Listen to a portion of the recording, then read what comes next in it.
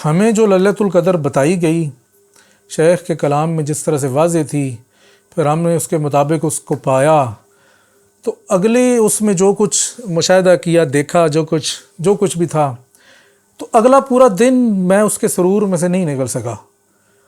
مطلب وہ اگلا پورا روز جب تک کہ کوئی ایک ایسا کام نہیں ہو گیا کہ جس کے بعد اس کے اوپر وہ ایک کہتے ہیں کہ وہ بند ہو گیا نظام، وہ میں للیلۃ القدر کے سرور میں سے ہی نہیں نکل سکا۔ تو اگر 17 رمضان کی رات کو، کیونکہ رات پہلے ہوتی ہے تاریخ اسلامی میں، دن بعد میں ہوتا ہے، تو وہ رات للیلۃ القدر تھی، تو مسلمانوں کو اس دن میں بھی وہ قوت حاصل تھی کہ جس قوت کی وجہ سے وہ غزوہ بدر جو ہے ان کو فتح نصیب ہوئی۔ تو یہ نہ سمجھا جائے کہ جی وہ تو دن میں تھا تو رات میں ہوئی تو وہ ختم ہوگی۔ اگر آپ کو رات میں کچھ مل جائے تو اگلے دن صبح بھی وہ چیز آپ کے پاس ہی ہوتی ہے۔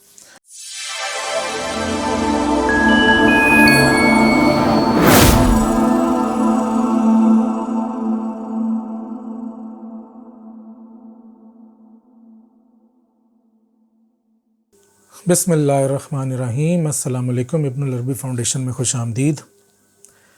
اپنی فصوص الحکم سیریز میں آپ کو ویلکم کرتے ہیں۔ تیسرے پیراگراف کی شرح کر رہے ہیں۔ ابہامی عبارت آ گئی ہے، تمام شارحین کا امتحان آ گیا ہے۔ اب دیکھ رہے ہیں کہ کس نے کیا ترجمہ کیا ہے، کس نے کیا شرح کی ہے، کس حد تک کس کی شرح شیخ کے کلام سے مطابقت میں ہے۔ تو سب سے پہلے ہم نے آپ کو ایک اپنی شرح بتائی، اس کے بعد دوسرے نمبر پہ ہم نے اردو مترجمین اور شارحین کی شرح بتائی۔ اب تیسرے نمبر پہ آپ کو ہم عربی شارحین کی طرف لے کے جاتے ہیں، لیکن یہ ذہن میں رہے کہ تمام اردو شارحین کی شرح عربی شارحین سے ہے، کسی نے اپنی شرح نہیں کی، کسی نے اپنی انڈیویجول فکر سے، اپنی انڈیویجول کشف سے بھی شرح نہیں کی، سب نے کتابوں کو دیکھا ہے اور جو انہیں سمجھ میں آیا وہ شرح کی ہے۔ تو اب ہم دیکھتے ہیں کہ عربی شارحین کیا کہتے ہیں۔ سب سے پہلے فصوص کی وہ پہلی شرح کہ جو شیخ کے ایک مطلب جاننے والے تو نہیں کہہ سکتے، مطلب جو شیخ سے جس بندے نے ملاقات کی تھی، جو صد دن کونوی کے جاننے والے تھے، ان کے کوئی دوست تھے یا شاگرد تھے یا جو بھی تھے، اور ان کی میت میں ابن عربی سے انہوں نے ملاقات کی، عفیف الدین طلمسانی کی شرح۔ تو سب سے پہلی شرح یہ دیکھتے ہیں۔ یہ کیا لکھتے ہیں جناب؟ اپنی اب اس پیراگراف میں 2 جملے واضح ہیں، 2 جملے ابہامی ہیں، یہ ذہن میں رہے، یہ ہم آپ کو پہلے بتا چکے ہیں۔ تو یہ شرح کرتے ہیں، اس عالم کی قوتوں کا ایک نام ملائکہ بھی ہے، اور یہ عالم کے لیے ویسے ہی قوتیں ہیں جیسا کہ انسان میں روحانی اور جسمانی حصی قوتیں ہیں۔ یہ انہوں نے پہلے 2 جملوں کی شرح کر دی ہے کہ جو واضح ہے، جو سب کو پتہ ہے، مطلب اگر کوئی بھی سادہ بندہ پڑھ لے گا اس کو شرح کی ضرورت نہیں ہے۔ آگے کیا لکھتے ہیں؟ باقی یہ پیراگراف شیخ کے کلام سے واضح ہے، اس کی شرح کی ضرورت نہیں۔ تو حیرت کی بات یہ ہے کہ اسی مقام سے آگے شیخ کے کلام کی شرح کی ضرورت تھی، اس سے پہلے تو ویسی ضرورت نہیں تھی، وہ تو اتنا واضح تھا، لیکن انہوں نے کیا لکھا کہ اس سے آگے ضرورت نہیں۔ ہاں، جو آپ نے حقیقت الحقائق کا ذکر کیا تو حقیقت الحقائق کی شرح کی ضرورت ہے، اس کی شرح ہم بعد میں کریں گے۔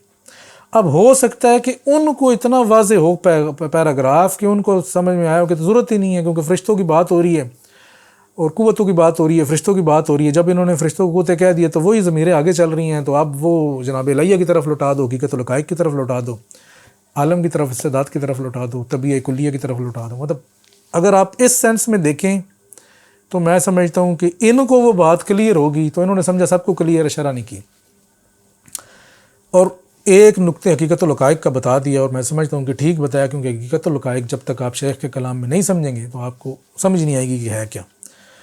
تو یہ تھی ان کی شرح۔ اب آگے چلتے ہیں۔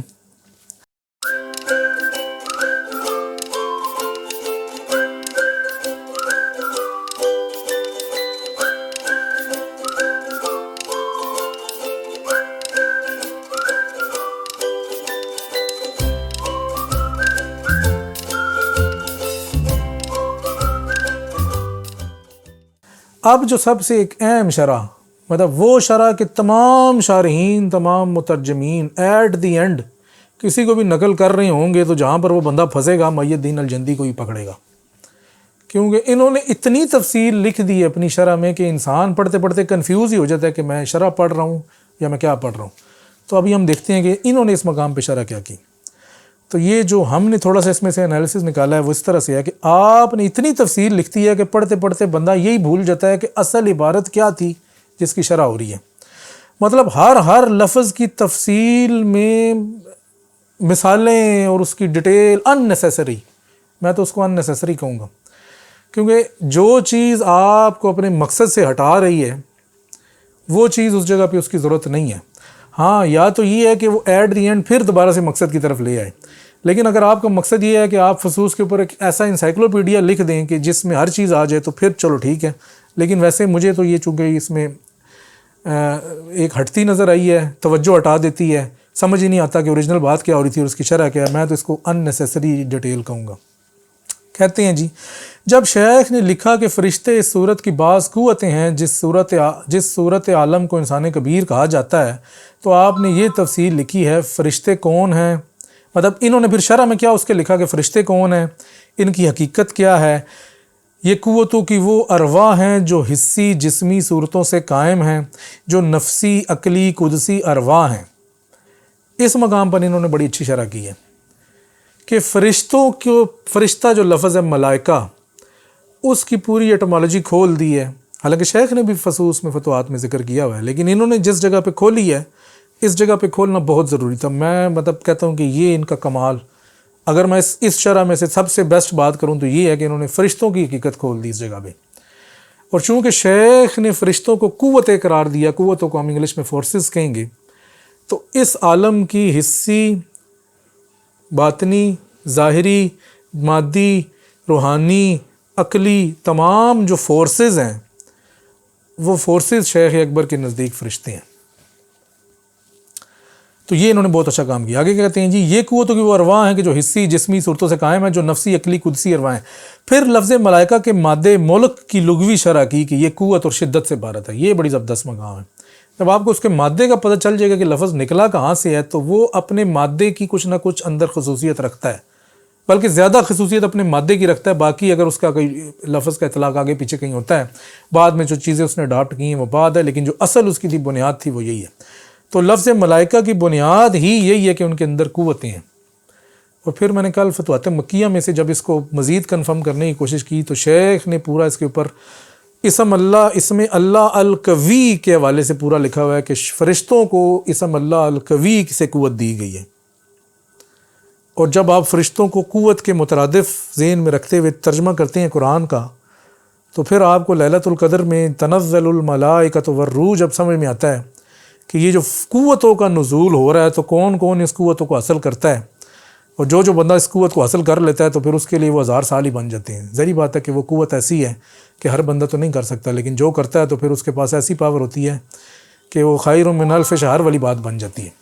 تو یہ اس مقام پہ اچھا کہ انہوں نے فرشتوں کی ملائکہ کے اصل کی بات کی, اور پھر کرتے کرتے اس کی ایٹمالوجی پہ گئے, اس کے مادے پہ گئے, وہاں سے بتایا کہ شیخ کے نزدیک فرشتے کیا ہیں. اگر آپ اس فہم کو ذہن میں رکھتے ہوئے قرآن میں جائیں گے, شیخ نے تو وہ بھی بتایا تھا قرآن میں کہ جب بدر کے موقع پہ اللہ تعالیٰ نے فرشتے اتار کے نصرت کی, تو بیسیکلی وہ فرشتے سے مراد کیا تھی, وہ قوت ہی تھی کہ اللہ تعالیٰ نے جو قوت دی مسلمانوں کو, تو اس قوت کی بدولت پھر مسلمان جو ہیں وہ انہوں نے غزوہ بدر میں جو ہے وہ فتح پائی. اچھا اب اس کو دیکھیں, غزوہ بدر, قوت, فرشتے, لیلۃ القدر, یہ کتنی چیزیں مل رہی ہیں. اب ایک میں احادیث میں پچھلے لیلۃ القدر کی جب ہم تھوڑی سی تحقیق کر رہے تھے تو کرتے کرتے میں نے چونکہ کافی حدیث کا مطالعہ کیا, مطلب مختلف لوگوں کے اقوال دیکھے, صحابہ کرام کے اقوال دیکھے کہ کون بندہ کیا کہتا رہا. ایک قول یہ بھی پتہ چلا کہ 17 رمضان المبارک کو جب معرکہ بدر ہوا تو وہ لیلۃ القدر کے بعد اگلی رات تھی, یعنی کہ وہ لیلۃ القدر میں وہ تنزل الملائکۃ والروح جو نہیں ہے کہ اللہ تعالیٰ نے فرشتے بھیجے, قوتیں بھیجیں, اس قوت سے مسلمانوں کو نصرت ہوئی, تو وہ لیلۃ القدر کی قوت بھی اس میں شامل ہو گئی. اچھا, اور لیلۃ القدر کی قوت یہ نہیں ہے کہ وہ آپ کو رات کے آئی تو بس صبح ختم ہو گئی. مطلب یہ بھی ایک بڑی مسکنسیپشن ہے کہ بندے کو اگر اتنی قوت ملے ایک رات میں تو وہ صبح اٹھے گا تو کیا وہ بالکل فارغ ہوگا, اس کے پاس کوئی قوت نہیں ہوگی. ایسا نہیں ہے. جب وہ صبح اٹھے گا تو وہ اس کو لیلۃ القدر کی جو قوت ہے اس کا احساس ہوگا کہ میں نے اس رات میں کیا پایا ہے, اور وہ 1000 مہینے کی قوت ہے, وہ چلے گی آگے. میں تو چونکہ ہمیں اس کا ایک پریکٹیکل ایکسپیرینس اسی رمضان مطلب جو ابھی ختم ہوا ہے 2 دن ہوئے, اس کی لیلۃ القدر کو ہوا کہ لیلۃ القدر ہمیں جو لیلۃ القدر بتائی گئی شیخ کے کلام میں جس طرح سے واضح تھی, پھر ہم نے اس کے مطابق اس کو پایا, تو اگلے اس میں جو کچھ مشاہدہ کیا, دیکھا, جو کچھ بھی تھا, تو اگلا پورا دن میں اس کے سرور میں سے نہیں نکل سکا. مطلب وہ اگلا پورا روز جب تک کہ کوئی ایک ایسا کام نہیں ہو گیا کہ جس کے بعد اس کے اوپر وہ ایک کہتے ہیں کہ وہ بند ہو گیا نظام، وہ میں لیلۃ القدر کے سرور میں سے ہی نہیں نکل سکا. تو اگر 17 رمضان کی رات کو، کیونکہ رات پہلے ہوتی ہے تاریخ اسلامی میں، دن بعد میں ہوتا ہے، تو وہ رات لیلۃ القدر تھی، تو مسلمانوں کو اس دن میں بھی وہ قوت حاصل تھی کہ جس قوت کی وجہ سے وہ غزوہ بدر جو ہے ان کو فتح نصیب ہوئی. تو یہ نہ سمجھا جائے کہ جی وہ تو دن میں تھا تو رات میں ہوئی تو وہ ختم ہوگی. اگر آپ کو رات میں کچھ مل جائے تو اگلے دن صبح بھی وہ چیز آپ کے پاس ہی ہوتی ہے. تو خیر ہم کہیں اور چلے گئے ہیں شرح کرتے کرتے، لیکن یہ بس وارد کی وجہ سے ہوا ہے تو چلو اس کو جانے دیتے ہیں. واپس آتے ہیں محی الدین الجندی کی شرح پہ، دیکھتے ہیں کہ انہوں نے کیا کہا.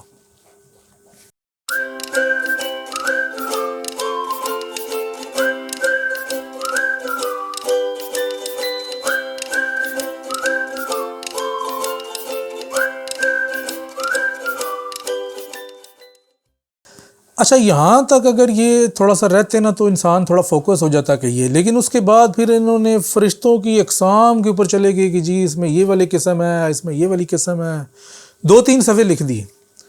اب جب بندہ وہ ساری چیزیں پڑھتا ہے نا تو جو اس کا پوائنٹ تھا، جو اٹھانا تھا اس نے، کہ وہ قوت کو اٹھانا تھا کہ فرشتے قوت ہے، وہ بھول جاتا ہے. وہ پھر اقسام، کیونکہ انسان کے جو عامی ہے اس کا ذہن جو ہے وہ باریکیوں کا ادراک نہیں کرتا، اس کا ذہن جو ہے وہ تفصیل کا ادراک کرتا ہے. تو جب وہ اتنی تفصیل پڑھے گا کہ جی ملائکہ محیمون بھی ہیں، جب وہ یہ پڑھے گا کہ ملائکہ جو ہیں وہ ارواح بھی ہیں، پھر روح القدس بھی ہیں، پھر یہ فرشتوں کے اتنے پر ہوتے ہیں، پھر فرشتوں کی اتنی پرواز ہوتی ہے، پھر بیت المعمور میں یہ ہوتا ہے، پھر اس کے بعد حضرت جبرائیل کے جب وہ پتہ نہیں نہاتے ہیں تو پر کرتے ہیں تو قطرے گرتے ہیں اس سے اتنے فرشتے، تو وہ بندہ فوکس اس طرف ہو جاتا ہے. جب فوکس اس طرف ہوتا ہے تو نقطہ جو اٹھانا ہوتا ہے، جو اشارہ اٹھانا ہوتا ہے، وہ مس ہو جاتا ہے. تو یہ انہوں نے کیا کہ 3 صفحے فرشتوں پہ پھر اسی طرح لکھ دیے، کوئی ضرورت نہیں تھی اس کی وجہ سے جو چیز اٹھانی تھی وہ لوگ نہیں اٹھا سکتے. اچھا اس کے بعد کیا کہتے ہیں جی، چونکہ فرشتے اس صورت کی بعض قوتیں ہیں جس صورت کا نام عالم ہے، تو یہ واضح ہوا کہ ان میں آئینہ ذات کے سامنے قیام کی قوت نہیں، اور نہ احدیت جمع ذات کے حوالے سے ایسی قوت ہے، اور نہ مل کر اور نہ اکیلے اکیلے اسماء کے مظہریت کی قوت ہے. اب انہوں نے کرتے کرتے شرح اسی جانب ہی لے کر جا رہے ہیں کہ جہاں پر فرشتوں کو ایز اے قوت ہونے کے یہ نیچا کر رہے ہیں، اور آگے سے ہی آدم کو اٹھائیں گے کہ جی آدم کے اندر وہ جامعیت ہے تو فرشتوں کے اندر نہیں ہے، اور پھر وہ انسان کامل ہے. تو مطلب اب یہ شرح کا ایک وہ سمجھ لیں کہ وہ بنا رہے ہیں کہ کس طرح ادھر سے فرشتوں کو قوت کرتے کرتے پھر انڈیویجویلٹی ہے، پھر یہ ہے، کرتے کرتے اس کو سائڈ لائن کر دیں گے، اور نیچے سے جو پھر آدم کو اٹھا لیں گے. آگے کیا کہتے ہیں جی، بلکہ ایسا مظہر کامل جو ذات کی کمالی تجلیات کلیہ کا مظہر ہے وہ انسان کامل ہی ہے. دیکھیں اگلے جملے میں انہوں نے بات کر دی. یہ بات ٹھیک ہے، اس بات سے کسی کو وہ نہیں ہے، اختلاف نہیں ہے، لیکن اس مقام پہ شیخ کی یہ مراد نہیں ہے. شیخ نے اس مقام پہ یہ بات کی ہی نہیں ہے، شیخ پہ اس مقام پہ یہ بات کرنا چاہ ہی نہیں رہے. شیخ تو صرف اتنا کہہ رہے ہیں کہ ملائکہ یہ زعم رکھتے ہیں کہ ان کے اندر قوت ہے. شیخ نے تو یہ کہا ہی نہیں ہے کہ وہ ٹھیک کہتے ہیں. اب زعم والے کی کسی نے کوئی ترجمہ نہیں کیا، زعم کو سائیڈ پہ کیا اور پھر انسانی کی نشت انسانی کی طرف چل پڑے. اچھا وہ انسان کامل یہ ہے جو اپنی کلی اطلاق والی قابلیت کی بدولت ذات مطلق کے مظہر ہونے اور اسماء صفات اور افعال کے مظہر ہونے کا جامع ہے.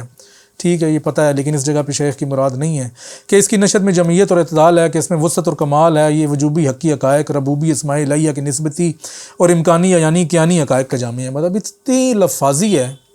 اتنی لفاظی ہے کہ بندے کو سمجھ نہیں آتا کہ یہ کیا کر رہا ہے. اب یہ دیکھیں الفاظ آپ سنیں ذرا، وجوبی حقی حقائق، ربوبی اسماء الہیہ کے نسبی امکانی عیانی کیانی حقائق کا جامع ہے. کیا ضرورت ہے اتنی تفصیل کی؟ میں سمجھتا ہوں کہ یہ جو ہے یہ ڈسٹارٹ کرتی ہے، یہ آپ کو فوکس نہیں ہونے دیتے اس طرح کے الفاظ، کیونکہ وہ ذہن اس کو کمپریہنڈ ہی نہیں کر، سمجھ نہیں پاتا نا کہ کیا ہے. کسی ایک لفظ کا بھی اگر آپ کو مطلب ہی نہیں پتا، حقی وجوبی حقائق کا آپ کو نہیں پتا، جب وہ نکل گیا تو ساری چیزیں نکل گئی. یا آپ کو یہ امکانی عیانی کیانی کا ہی نہیں پتا، آپ سمجھیں کہ پتہ نہیں کوئی پاکستانی کیانی تھا یا کیا تھا، وہ بھی نکل گیا. تو کہنے کا مطلب ہے کہ یہ جو لفاظی ہے نا یہ بہت زیادہ اس شرح میں ڈسٹارٹ کر رہی ہے. اس شرح کے اندر اشارے ہیں لیکن وہ اسی کو سمجھ میں آئیں گے کہ جس کو خود سمجھ پہلے سے ہے. اگر وہ صرف یہ شرح پڑھے گا تو میں نہیں سمجھتا کہ وہ کر سکتا ہے. آگے کیا لکھتے ہیں، اس کا کمال ان حقیقتوں کا احاطہ ہی ہے وغیرہ وغیرہ. آپ کو یہاں ایسی لفاظی ملتی ہے کہ عقل دنگ رہ جاتی ہے، سمجھ نہیں آتا کہ محی الدین الجندی کیا بتا رہے ہیں. اور کیا کچھ جو پہلے سے ہمیں شیخ کے کلام سے پتہ ہے اسے خود کنفیوز کرتے جا رہے ہیں. یعنی کہ پہلے ہمیں شیخ کی فتوحات سے، فصوص سے، رسائل سے، تدبیرات سے، موقع سے ہمیں کافی چیزیں پتہ ہیں نا، کہ شیخ کا اسلوب کیا ہے، شیخ کی بات کیا ہے، شیخ کے الفاظ کیا ہیں، شیخ کی اصطلاحات کیا ہیں. تو جب ہم ان کی شرح پڑھتے ہیں تو یہ نہیں سمجھ میں آتی کہ نیا کیا بتا رہے ہیں، اور یہ بھی سمجھ نہیں آتی کہ جو ہمیں پہلے سے پتہ ہے اس کو کیا کیا کنفیوز کرتے جا رہے ہیں ذہن میں. وہ جو شیخ کا پتہ ہے وہ بھی کنفیوز ہوتا ہے کہ پتہ نہیں ٹھیک تھا یا غلط تھا. آگے جناب، مزید آپ نے فی ہا کی ضمیر کو قوت کی جانب لوٹایا ہے. اچھا، یہ یعنی کہ فی ہا کہ ان میں فی ما تزعم، ان کے زعم کے مطابق وہ اہلیت ہے، اس کی ضمیر کو انہوں نے قوت یعنی فرشتوں کی جانب لوٹایا. ٹھیک ہے، تو اتنی کنفیوژن کے بعد ایک احسان آپ نے یہ کیا ہے کہ اس جگہ پہ آپ نے ترجمہ ٹھیک کیا ہے، شرح ٹھیک کی ہے. تو ہم نے اس کا کیا کیا کہ یہاں پر اس عبارت کا ترجمہ ظاہری عربی کے مطابق کیا ہے کہ ضمیر کو قوت کی طرف لوٹایا، لیکن شرح میں یہ کر دیا کہ انسانی جامعیت کی طرف چل پڑے. اس کی ضرورت نہیں تھی. ترجمہ آپ نے ٹھیک کیا، شرح میں آپ نے ایک ایسی چیز ایڈ کر دی کہ جو شیخ ایڈ نہیں کر رہے. پھر آپ نے 3 حقائق کا ذکر کر دی: حقیقت مطلقہ، دوسری حقیقت مقیدہ، تیسری حقیقت برزخی. ٹھیک ہے، آپ کہہ سکتے ہیں کہ ان تینوں کا ذکر ہے جناب الہی میں. جناب الہی حقیقت مطلقہ، حقیقت الحقائق، حقیقت البرزخی، اور یہ جو تیسری تھی عالم والی، یہ حقیقت مقیدہ. ٹھیک ہے، ان کا ذکر ہے. اس کے بعد انہوں نے کچھ تھوڑی بہت بات کی ہے، اور اس کے بعد جو نہیں ہے اس میں وہ کچھ نہ کچھ کیا ہے. تو اس شرح میں لفاظی بہت زیادہ ہے، کوئی بات سمجھ نہیں آتی. شرح کرتے کرتے یہ کوئی اپنی مطلب ان کو کہتے ہیں نا کہ جوش اٹھتا ہے کہ میں یہ بھی بتا دوں، وہ بھی بتا دوں، اور جو نہیں بھی پتا وہ بھی بتا دوں، اور میں یہ بھی بتا دوں کہ فرشتوں کی کتنی اقسام ہیں، حالانکہ اس کی کوئی ضرورت نہیں ہے. ہر بندے کے پاس علم ہے، اور جو تو ہمیں پن پوائنٹ چیزیں چاہیے ہمیں وہی چاہیے. تو اس حوالے سے میں کہتا ہوں کہ ترجمہ ٹھیک ہے، شرح ٹھیک ہے بنیادی، لیکن جو جامعیت الہیہ کی ایک علیحدہ ایکسیس مطلب غیر ضروری بحث انہوں نے ڈال دی ہے. بعد کے تمام شارحین نے ان کو کاپی کیا ہے، اور انہوں نے پھر ترجمہ ہی مطلب شرح ضمیر ہی اس طرف لوٹا کے وہ بات آگے پیچھے کر دی ہے. تو یہ تھی جناب محی الدین الجندی کی شرح. اس کو بھی ہم ویڈیو کو اختتام کرتے ہیں. عربی شارحین ابھی پڑھے ہیں، رہ گئے ہیں. نیکسٹ ویڈیو میں ہم دیکھیں گے کہ ان کے شاگرد عبدالرزاق کاشانی، پھر ان کے شاگرد داؤد القیصری، اور پھر آگے قیصری کے تو سارے ہی شاگرد ہیں، تو وہ انہوں نے کیا شرح کی ہے. اس وقت تک کے لیے آپ سے اجازت چاہتے ہیں. السلام علیکم ورحمۃ اللہ وبرکاتہ.